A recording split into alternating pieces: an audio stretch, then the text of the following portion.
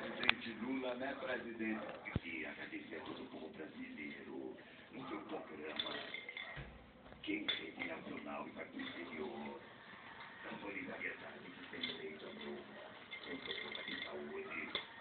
Eu reconheceria esse poder ser reconhecido pelo povo. Inclusive, eu queria até dizer que a Ana Hickman.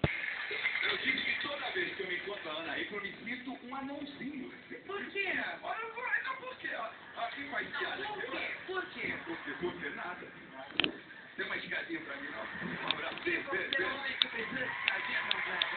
Grande talento da televisão brasileira e internacional.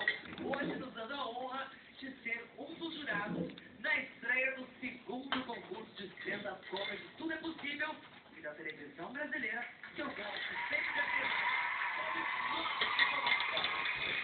Agora, o vice-campeão do Fernando, por várias vezes, deu um show aqui no nosso palco, não só nos concursos de stand-up comedy, mas também no Maratona do Humor, como o time preto.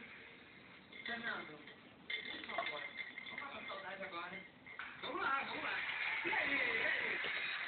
Valeu, boa tarde a todos.